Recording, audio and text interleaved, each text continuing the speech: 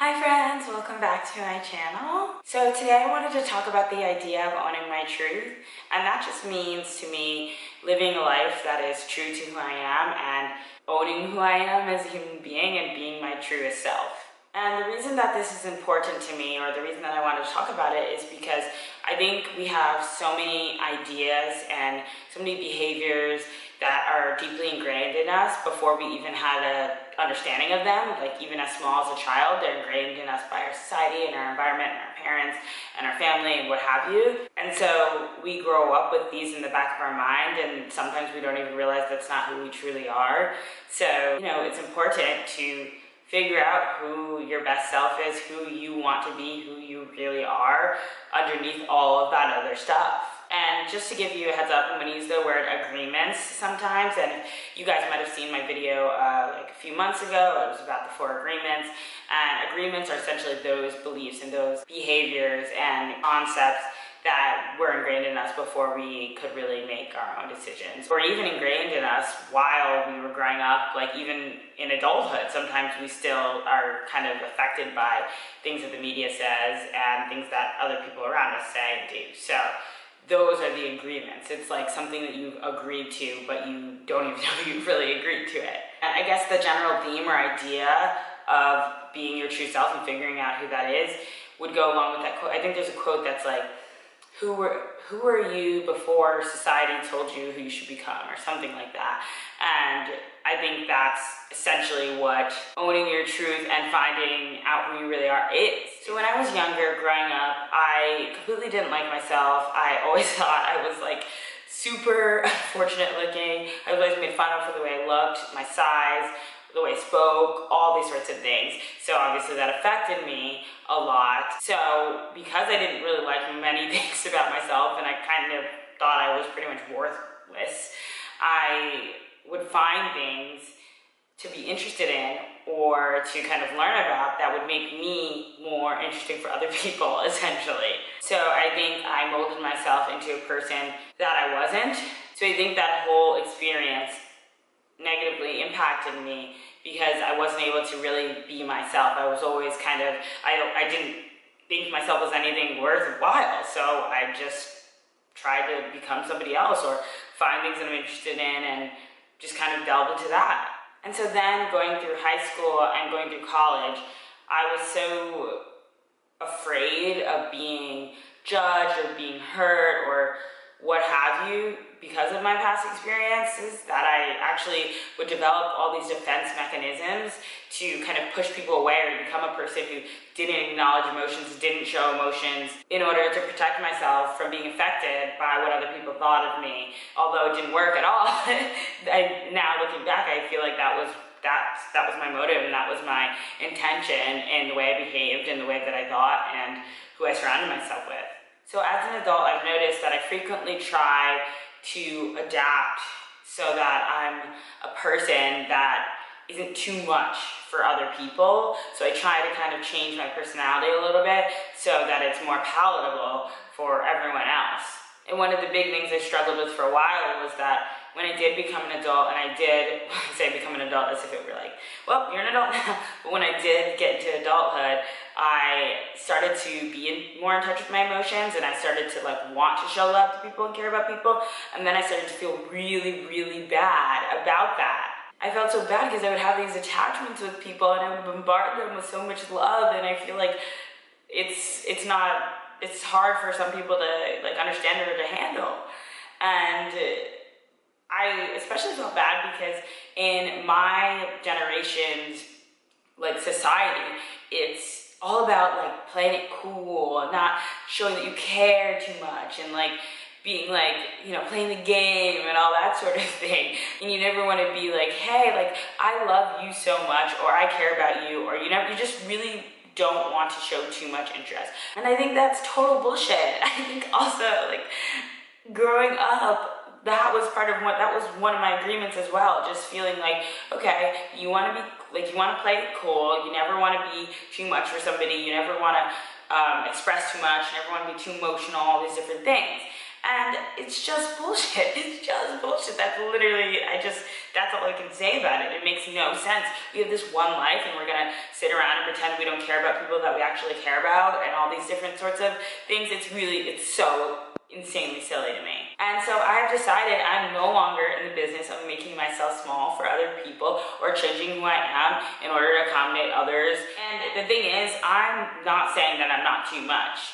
I mean, I think the idea of too much is just silly in and of itself, but I know that I'm a lot to handle.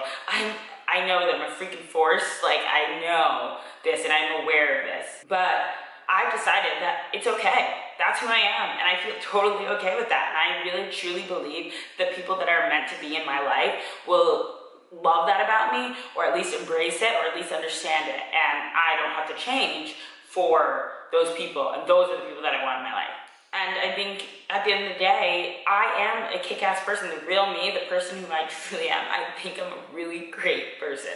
And it took me years to get to that place, so I think that's also why it's super important for me to be able to say that and to be able to feel that and to be able to acknowledge that. And when I say I'm a kick-ass person, I just think I have really great intentions, and my goal in life has always been, I felt like my calling has always been to help other people and to spread love and to spread joy and to make other people's lives better, essentially. And because I want to help people and I want to make sure that people feel loved and feel supported and feel cared for, I think that also ties in with having all of my experiences that I've had in my life, my negative experiences and my positive experiences, to be able to share that with the world so that others don't have to feel those same things, or have support if they do feel those same things, or have advice on how to change their lives if they go through something, or how to handle things. And essentially I just want to be a source of support for people, or a source of light or joy or what have you. So I think a major part of owning my truth is living my life in a way in which I can give this to other people. And the most important example I can give in this situation is my little sister. I lived 10 years of my life without a little sister. And then she came into the picture, and as I grew older, I felt this calling to be the best version of myself, and I can't even, whenever I talk about my sister and just how much love I have for her, and I get a little bit emotional, but what I want to say is that I want to make this pain useful, essentially. I want to, everything that I've been through in my life, good or bad, I want to use it so that I can help her live her best life, and so that I can give her tools and support and advice that she needs to get through this freaking crazy thing called life. And I can only do that if I am owning my own truth and being my best self and living my best life. I really truly believe that. And this is not to say that me going through stuff and me being a really great person is just going to fix everything for her or fix everything for other people. Everyone's going to go through stuff in life. But I do think having a person or an energy around you in your life that is positive and is someone that is just unapologetically themselves and is just living a life that they love, I think that's really important. I think that can be really helpful. My biggest dream and goal would really be to use my experience to help not only others, but my sister. I just want her to live her absolute best life, and I don't want her to feel the things that I felt when I was her age. And I do want her to get to a point where she can live her best life way before that I felt like I was living my best life, or owning her own truth way before I did. So that's really important to me. And I think just in general with my platform, if one thing I say, one video that I make, one post that I post on Instagram makes anyone in this world, brings them any little sliver of joy or happiness or support or what have you, then my life is made. You know what I mean? I feel like that's all I ever want. And that's why I created this YouTube channel. That's the gist of it. Anyway, so of course I go on a tangent, you know how I do. So to just go back to talking about who I am as a person, I just feel like I have so much love in my heart that I genuinely sometimes do not know what to do with it. So it took me like a little bit, but I'm starting to get to this place where I'm just like, fuck it, you know? Like, I'm gonna spread that love, I'm gonna share that love with everyone I know, with anyone who I see needs it, with all the people that I love in my life. I'm gonna be unapologetically expressive and emotional, and there's absolutely nothing wrong with that, and that's who I am, and take it or leave it, essentially. Oh, and there's this quote that really puts into words exactly what I'm trying to get at here. So I'll try to pull this up. Okay, so it says, I've stopped being sorry for all my soft. I won't apologize because I miss you, or because I said it, or because I text you first or again. I think everyone spends too much time trying to close themselves off. I don't want to be cool or indifferent. I want to be honest. If I love you at 5 a.m., I damn well rather you know that I felt it. If I love you 2 hours later, I'll tell you then too.